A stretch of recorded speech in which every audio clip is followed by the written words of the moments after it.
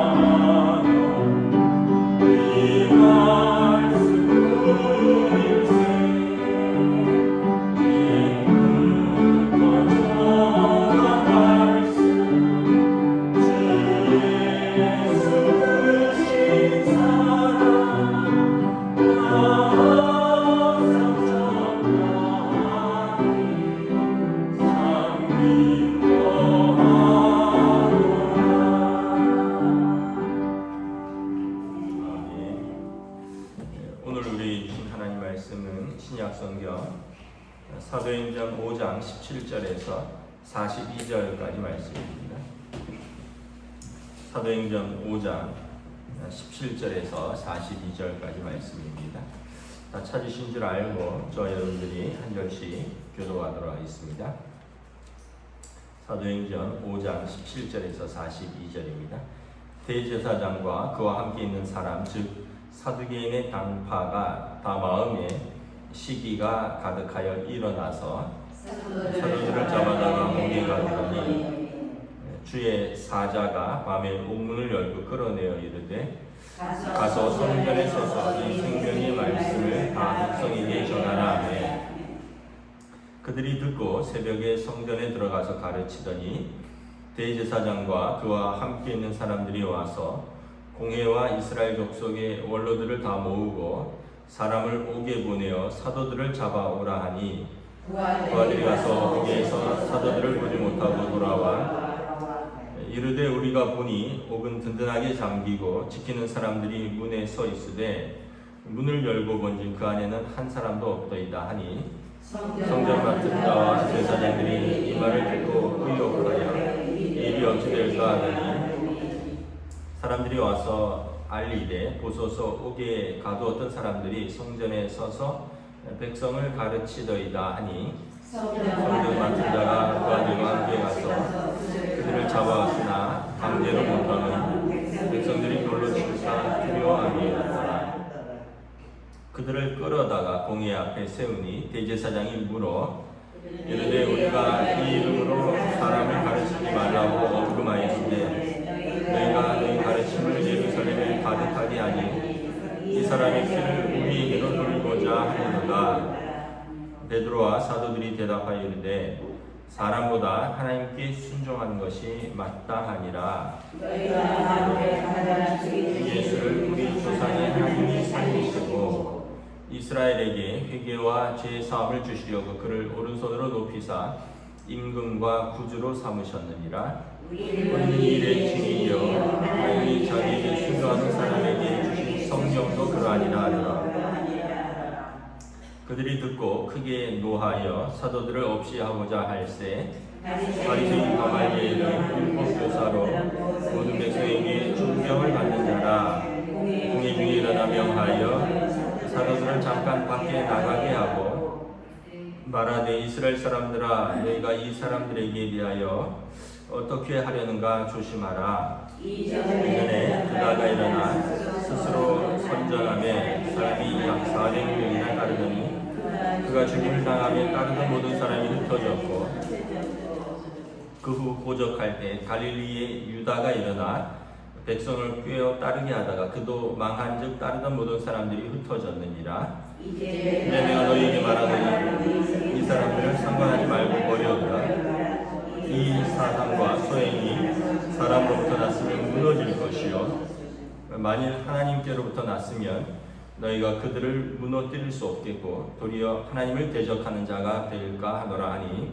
그들이 올 기에 여겨 사도들을 불러들여 채찍질하여 예수의 이름으로 말한 것을 금하고 놓으니 사도들은 그 이름을 위하여 능력받는 일에 합당한 자로 여기심을 기뻐하면서 공회 앞을 떠나니라. 그들이 날마다 성전에 있든지 집에 있든지 예수는 그리스도라고 가르치기와 전도하기를 그치지 아니하니라. 아멘. 할렐루야. 네, 오늘도 새날을 주셨습니다. 하나님께서 은혜와 평강으로 함께하여 주시기를 빕니다. 베드로와 요한을 비롯한 사도들이 이제 예수께서 그리스도 되신다. 하나님이 사람들은 그를 죽였으나 하나님이 그를 살리셨고 또 그 부활 승천하셔서 하나님 보좌 우편에서 우리의 주와 그리스도가 되셨도다. 이것을 증거했죠. 그래서 결국은 이제 베드로와 요한을 잡아서 공회에서 위협하고 놓아줬죠. 그 이름으로 말하지도 말고 가르치지도 말라. 그런데 이제 계속 전하니까 17절에 보면 이제 그들을 옥에 가두었는데 옥에 가둔 이유가 17절에 이렇게 나와 있습니다. 대제사장과 그와 함께 있는 사람 즉 사두개인의 당파가 다 마음에 시기가 가득하여 예수님을 그들이 죽인 이유가 뭐냐 하면 시기 질투입니다. 빌라도의 제일판에서 빌라도가 예수님을 신문하죠. 그리고 이렇게 속으로 이렇게 생각합니다. 이 사람은 무죄하나 저들의 시기 질투로 고소당한 것을 알고, 그래서 예수님을 놓아주겠다. 이 사람은 무죄하다. 놓아주겠다 했는데 유대인들의 장로들이 무리들을 선동해서 그러면 안 된다고 하니까 어쩔 수 없이 이제 너희가 그 피를 담당하라 이러면서 손을 씻고 예수님을 사형에 처하라고 하죠. 사도들을 가두고 예수의 이름을 전하지 못하게 하는 이유가 뭐냐면 여전히 예수님에 대한 시기와 질투, 그리고 그 시기와 질투는 예수님 때문에 자기들의 위상이 전과 같이 못하게 된 거죠. 예전에는 자기들이 높임을 받았고 자기들이 존경을 받았고 자기들이 공회의 자리에서 사내들인 공회의 위치를 가지고 마음껏 사람들에게 영향력을 발휘하고 휘두를 수 있었는데, 예수님이 이제 오셔서 말씀을 가르치고 또 귀신 들린 자에게 귀신을 내쫓고 병을 고치고 또 마음이 상한 자를 고치시고 이제 가난한 자들, 과부, 고아, 세리, 사람들이 외면한 자들이 예수님을 따르고 이런 걸 보면서 21절에도 나와 있는데 온 공회와 이스라엘 족속의 원로들과 대제사장과 사두개인과, 그러니까 바리새인, 사두개인, 원로들, 공회 의원들 다 한결같이 마음의 시기가 가득하여서 예수님을 십자가에 못 박은 겁니다. 그래서 예수님께서 그런 말씀을 하셨죠. 팔복에 너희가 형제를 미워하면 이미 살인한 자다. 마음의 미움이 이제 행실로 드러나면 그렇게 죽이는 데까지 나아간다는 거죠. 그래서 그 동기들로 이제 사도들을 잡아다가 옥에 가둡니다. 그런데 주의 사자가 밤에 옥문을 열고 끌어내어 이르되 가서 성전에 서서 이 생명의 말씀을 다 백성에게 말하라 하고 풀어줍니다. 사도들은 이제 의미가 보내심을 받은 자다 이런 뜻이 있습니다. 보내심을 받았다는 얘기는 보내신 분이 있다는 거죠. 보내심을 받은 것은 누군가가 불렀고 누군가가 보냈기에 그들이 보내심을 받은 건데, 이것이 사도라는 아포스톨로스라는 의미입니다. 그들이 보내심을 받은 이유는 뭐냐 하면 부르신 분이 사명을 감당하라고 보내신 거죠. 마태복음 9장에 보면 사도들을 부르신 이유가 있습니다. 예수님께서 무리들이 이제 목자 없는 양같이 기진한 것을 보고 추수할 것은 많되 추수할 일꾼이 부족하니 하면서 사도들을 부르십니다. 그러니까 하나님의 말씀을 전하고 또 그들이 부르심을 받은 이유는 예수께서 그리스도라고 증거하는 그 사명을 감당하라고 주의 천사가 이런 초자연적인 기적 가운데 개입을 한 거죠.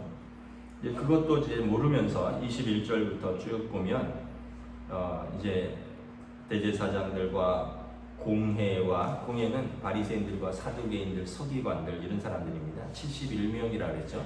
대제사장을 제외하고 이스라엘의 장로들 70명, 그리고 그 은퇴한 원로들까지 다 모여서 이제 사도들을 어떻게 할까 옥에 보내서 잡아와라.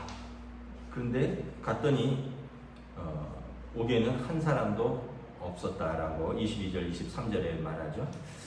성전 맡은 자와 제사장들이 이 말을 듣고 이 일이 어찌 된 일이냐 그랬더니 사람들이 와서 보고를 하는데 우리가 옥에 가두었던 사람들이 성전에 서서 백성을 가르치고 있습니다. 그래서 그들을 잡아왔는데 당장 죽이지 못하는 것은 백성들이 그들을 따르기 때문이죠. 그래서 신문을 합니다. 다시 공회를 열고 대제사장이 묻습니다. 28절에 우리가 이 이름으로 사람을 가르치지 말라고 엄금하였다. 그때 예수의 이름으로 가르치지도 말고 전하지도 말라라고 위협하여서 놓아주었죠. 엄히 금하였죠. 근데 너희 가르침을 예루살렘에 가득하게 하니 이 사람이 피를 우리에게로 돌리고자 함이라. 예수의 피를 우리에게 돌리고자 함이라는 거죠.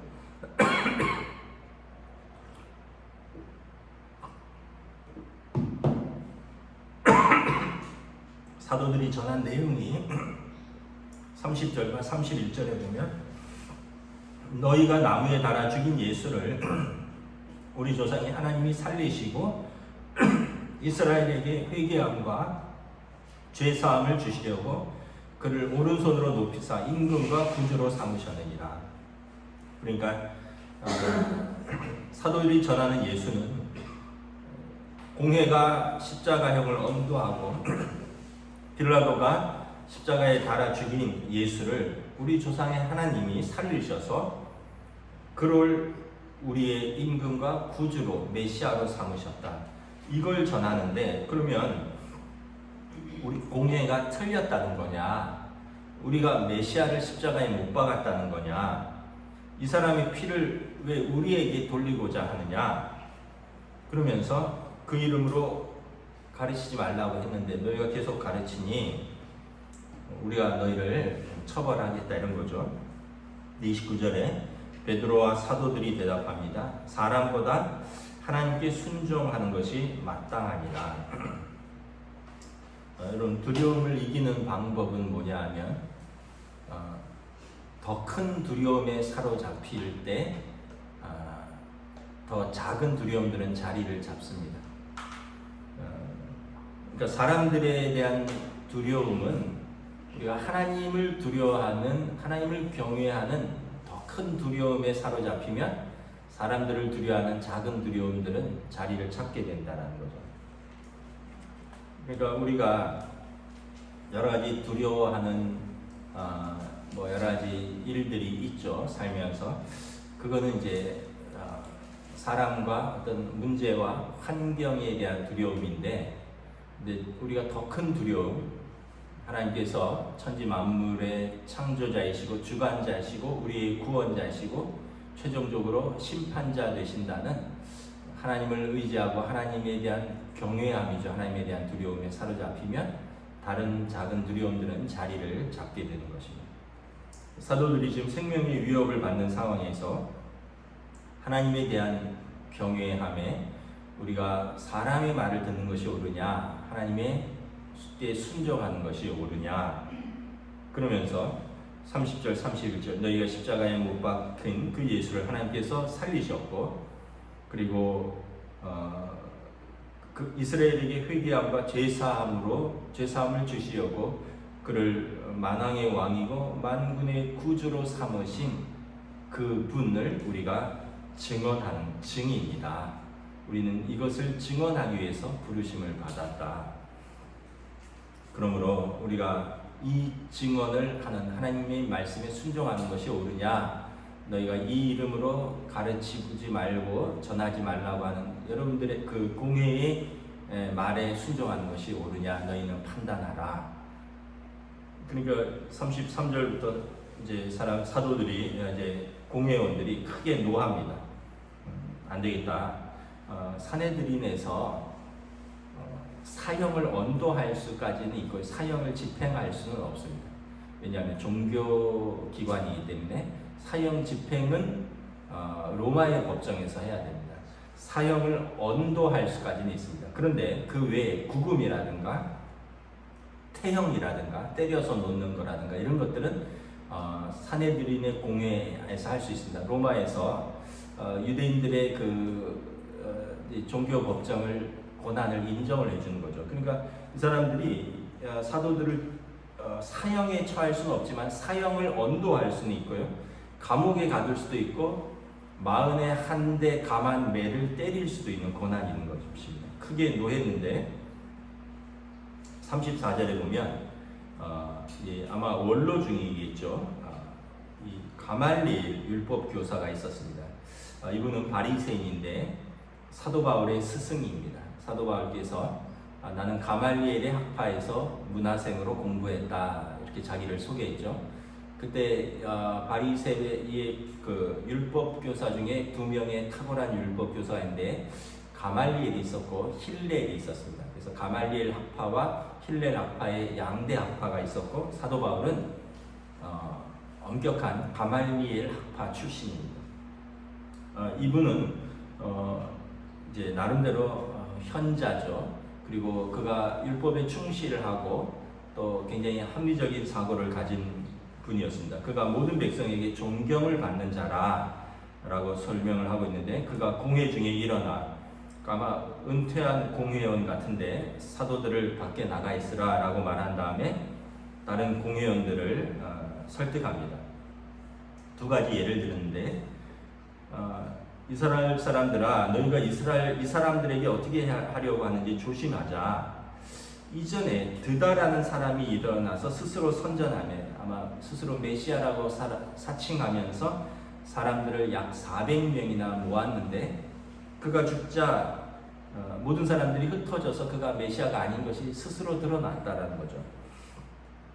또 갈릴리 유다란 사람들이 일어나서 그도 스스로 자칭 메시아라고 하면서 백성을 꾀어서 많은 사람이 그를 따랐지만 그가 망한즉 따르던 모든 사람들이 흩어지지 않았느냐. 이 사람들도 우리가 상관하지 말고 좀 지켜보자는 거죠. 버려두라, 좀 지켜보자. 만약 이 사람들의 이 사상과 소행이 사람으로 났으면 드다와 유다처럼 무너질 것이다.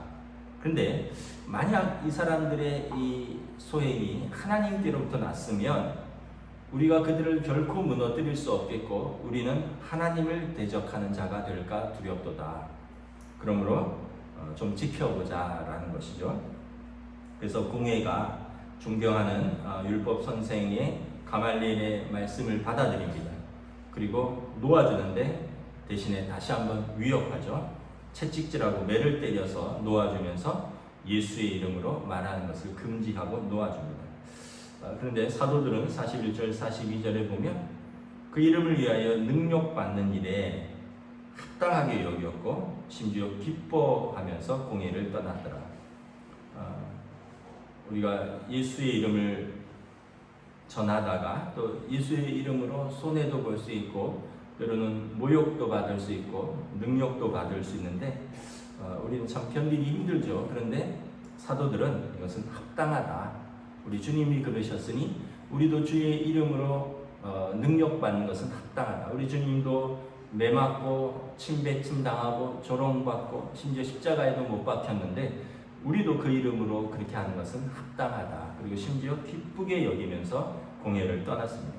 그리고 두려워하지 않고 그들이 성전에 있든지 집에 있든지 예수는 그리스도라 가르치고 이 도를 전하는데 쉬지 않았다. 이것이 초대교회 사도들의 사명이었고 그리고 그러한 모습 속에서 초대교회가 유대인들의 박해와 또 로마의 핍박 속에서 하나님의 나라가 또 하나님의 나라의 백성들이 점점 세워져 가고 있는 것입니다. 다시 한번 우리들도 우리를 부르신 분이 누구신가, 또 우리를 보내신 분이 누구신가, 또 우리에게 맡겨진 사명은 무엇인가 다시 한번 우리가 생각할 때 우리도 두려움을 물리치고 또 때로는 고난이 있어도 합당하게 여기고 기쁘게 여기며 우리의 사명을 각자의 삶의 자리에서 힘있게 감당할 수 있을 줄 믿습니다. 기도하겠습니다. 하나님 은혜를 감사합니다. 오늘 베드로와 요한이 옥에 갇혔으나 주의 사자가 그들을 건져내고 또 그들은 그 생명의 말씀을 전하는데 두려움이 없는 것을 바라봅니다. 그들을 대적하고 감옥에 가두고 매를 때리고 심지어 죽이려고 하는 그것도 최고 권위의 사내들인 공회의 대제사장과 서기관들과 바리새인들과 사두개인들이 있었지만 하나님께서 때로는 천사를 통해서 개입하시고 때로는 가말리엘이라는 그들의 존경받는 율법교사 사람을 통해서 개입하셔서 하나님께서 그들을 보호하시며 생명의 말씀인 예수가 그리스도라는 것을 전하는 것에 그 사명을 감당할 수 있도록 하나님께서 도우시는 것을 바라봅니다. 우리들의 삶의 자리에서도 하나님께서 때로는 우리를 천사들을 통해서, 때로는 우리를 사람들을 통해서 도우시면서 우리의 삶의 자리에서 우리가 감당해야 하는 사명을 감당할 수 있도록 우리를 지키시고 도우시는 줄 믿습니다. 담대하게 하나님을 경외함으로 오늘도 우리의 삶의 자리에서 믿음으로 우리의 사명을 감당할 수 있도록 성령님 인도하여 주시옵소서. 감사를 드리오며 우리 주 예수 그리스도 이름으로 기도드리옵나이다. 아멘. 하늘에 계신 우리 아버지, 아버지의 이름을 거룩하게 하시며 아버지의 나라가 오게 하시며 아버지의 뜻이 하늘에서와 같이 땅에서도 이루어지게 하소서. 오늘 우리 일용할 양식을 주시고 우리가 우리에게 잘못한 사람을 용서하여 준 것 같이 우리 죄를 용서하여 주시고 우리를 시험에 빠지지 않게 하시고 악에서 구하소서. 나라와 권능과 영광이 영원히 아버지의 것입니다. 아멘.